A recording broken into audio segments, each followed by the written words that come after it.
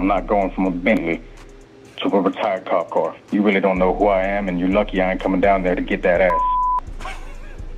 To do what? I am $129,299 in credit card debt. I've had a lot of comments asking for part 2 of the guy wanting to buy a Hellcat with a 440 credit score, so here it is. If you're new, I'm Mike, and here we talk about money, cars, avoiding debt, and keeping more of your paycheck. If that sounds good, hit that like and subscribe button and drop a comment. All right, we're going to be cold calling Terry back because I found a car that's more in his price range. I don't know how he's going to react to it, but it's worth a shot. Hello? Terry, what's going on, man? Alex with Earth Motor Cars. Hey, brother, what's going on? Hey, man, just giving you a call back, man, seeing if you extended your search with the Hellcat anymore, and I just want to let you know that I actually found us a car. It's not a Hellcat, but it is a car that you could pay cash for with the down payment that you wanted to put on the Hellcat. It's a 2018 Dodge Charger SXT. It's got 84,000 miles on it, and I could sell it to you for like 20 grand. Sorry, Alex, you said it's an SXT. Yes, sir. It's a black SXT, and it's only $20,000. Brother, I mean, I don't know what to tell you. First of all, you really don't know who I am, brother. If you have to tell people who you are, you're probably not that important. The ones who actually matter don't need to announce it. The way they act says enough. The moment you have to say you don't know who I am, you've already proven that you're not who you think you are. And I'm not going from no Bentley to a retired cop car to a rental car. I'm not going to be rolling around in no $15,000 car. I told you the price ain't really an issue. I can come up with that $10,000, $15,000 easy. I have that cash with me. I just took out a loan to cover the down payment pretty recently, so I was ready for you to get me some info on that Hellcat. But here you are. What do you trying to diminish me to get an even cheaper car? That's not what I'm looking for. What do you mean you took out a loan to cover the down payment? Yeah, with my local credit union. You know you can't afford it when you have to take out a loan to cover the down payment. Your down payment is supposed to reduce your debt, not create more. That's like using a credit card to make another credit card payment. I don't understand what you mean. You're financing the $15,000 to $20,000 you have down in the car? It's cash that I have, brother. It doesn't matter how I got it, okay? I mean, Alex, I've told you this before. I bought cars like this before all my life, and I'm not going from a Bentley to a retired cop car. You really don't know who I am, and you're lucky I ain't coming down there to get that ass. Bro, to do what? Oh, you really testing me. This is. I'm not trying to, Terry, listen, I'm trying to offer a solution here. Look what it is. What you're doing is insulting me. But you would get into... I'm not the type of man to do. My days of driving cash cars, $10,000, $15,000 cars is over. I bought Bentleys. I bought all kinds of cars. I find it hilarious when guys act like this, pretending they're the biggest and baddest thing on the planet. It's always the same type too. Loud, overconfident, all attitude, big talk, and no money. I mean, I understand that. I'm just saying, with your down payment that you have, Terry, on this car, you could buy this car cash and not have to worry about payments, and they look somewhat similar. I'm really not trying to give you a hard time. I'm honestly looking... You lucky I ain't over there. I don't know why you have to keep making comments like that, man. This is just me trying to do my job and do it properly and provide you with customer service, but... Yeah. At the end of the day, you're just a car salesman. It doesn't matter how I make my money. You got to make yours. I completely understand, brother. Exactly. But at the same time, I'm trying to almost help you a little bit. I know you don't really need help or want help, but I'm trying to help you get into something to kind of rebuild your credit score up a little bit. So maybe 3-4 years from... I need rebuilding, brother. I mean, Terry, if I remember the last time we spoke, you were a 440. Am I wrong? Yeah, and I got 40 on my wrist, too. You want me to show you the watch I'm wearing right now, brother? Money ain't a problem. Money is definitely the problem. If he didn't waste it on that so-called $40,000 watch, he'd have enough for the down payment. About a year ago, I dealt with a customer with this same type of attitude. He thought he was important, wanted work done at his home. I asked him for the address, and he refused to give it. He told me I should know it. Okay.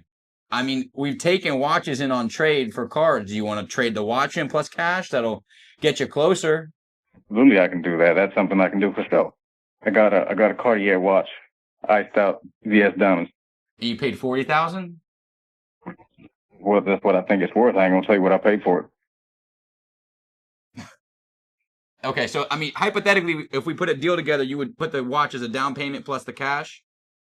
I'm okay with doing that as long as it gets me into that car that I want. Into the black, you wouldn't consider a non-black Ghost? Because I have narrow bodies that I could get you in, and they're under 100 grand. We don't do narrow bodies, brother. We like them wide. I mean, I can respect that, but that's just, okay. This guy inflates everything. His importance, the value of his watch. Just listening to him for a few minutes, I wouldn't even trust how he got it. With a 440 credit score, he might have financed it and not paid, or bought it from a sketchy guy in a parking lot. Honestly, I wouldn't even want to sell this guy a car after that phone call. Alex, I feel like you're still wasting my time, brother. I'm going to be honest with you. I think I can find a car like this somewhere else, and I think that's exactly what I'm going to do. Feels like you've been putting me down since the moment I picked up the phone, and I really don't respect that. I don't really mess with that. So okay. Well, let me at least text you the link to the one I have, man. I'm really not trying to waste your time. I could text you the link to the one I have just for you to look at, and I could give you a call back next week. Yeah, brother. I probably ain't gonna answer next time. Just letting you know. All right, man. Well, just know that we're here for you, and I'm trying to land you in something that makes sense, you know. So. You talking about it? All right, Terry. I'm gonna let you go. All right, buddy. Bye. What a fine gentleman. A real class act. Somewhere out there is a lucky lady choosing to deal with this guy every day. Let's just hope they're not reproducing, because can you imagine how those kids would turn out? What's going on, folks? It's your boy Steve-O got me rolling.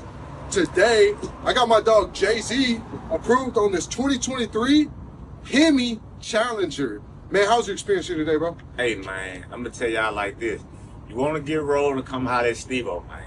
You hear me? He going to get you right, get you in and act, man, just like that. Come holler at him, Steve-O. How much did you put down? Man, $1,000 down, man. You hear me? $1,000. That's it. You hear me? Congrats, bro. Appreciate it. If you're in the market, all you need is your ID mail. Shoot me a DM at Steve-O got me rolling. We'll get you rolling off today. Here we go again. Another guy buying an overpriced car. $75,000 for a Challenger. He signed up for 8 years of debt, and we know he's not going to be driving it that long. But he will still be paying. All to impress other people and make it look like he has money. Now, you guys know I love when you go out and buy cars, but please make sure you can actually afford them. Someone came to the dealership yesterday and literally just dropped off their car. She walked up to my manager's front desk and told him straight up, there's no way I can afford this anymore. She said that she's had the car for 2 years and that she's tired of trying to keep up with the payment every single month. She even went and said that life was more simple when she was taking public transportation. Now, maybe her finances just changed and it's hard to afford the car. Maybe she just bit off more than she could chew. But nevertheless, I don't want to see you guys in that same situation, because you guys already know that's going to turn into a repo. Now, to be honest with you, she probably could have got away with having the car for a few extra months before they actually came and got her car. But I'm sure that once she dropped the car off, she probably called her finance company and just let her know that it's at our dealership. Just like in the last clip, it's the same story. People buying cars they can't afford, and they will realize it later. Just dropping it off isn't going to fix the problem. Now she's without a car and stuck dealing with the finance company. After 2 years of driving it, the value has probably dropped a lot, and she'll owe thousands just to get rid of it. Dealership's fun, but sometimes it's not. We just had to repo this car from a customer. They didn't make their first payment. Bank issued a buyback, so we had to buy this car back. We repoed it last night, but luckily we were able to recover it, and let me show you guys the car and tell you a little bit more about the story. So yeah, guys, it's been about 45 days since we sold this car. They missed their first payment, so we had to repo the car. The tires are pretty much shot right here, and if you come around, here's the damage. This car was sold 45 days ago. It was in super mint condition. And look at the condition of the vehicle right now. This is a mismatched wheel. I don't know what the other tire is. Hopefully it's in the trunk. But yeah, man. So if you go to the inside, it's pretty dirty. These are the original mat covers that we had. Missing your first payment in a bad way that is quite impressive. I don't think many people miss the very first one.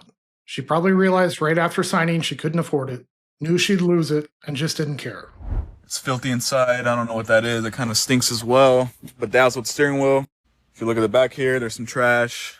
Luckily, our tow guy was able to recover the key, so that's a plus because these are pretty expensive. And yeah, so that's what we got to deal with. A lot of banks, whenever you lend with them, third-party lenders, they have a first payment default where if the customer defaults in the payment, we have to recover the vehicle, and luckily we're able to get this one fairly quick. The bank issued a buyback letter. I went ahead and called our repo guy. Cover the car. You got to move fast. As soon as the customer knows that the car's up for repo, they may try to hide it. They might try to put it in the garage or something. If you're going to be that rough with a car, just get a cheap beater.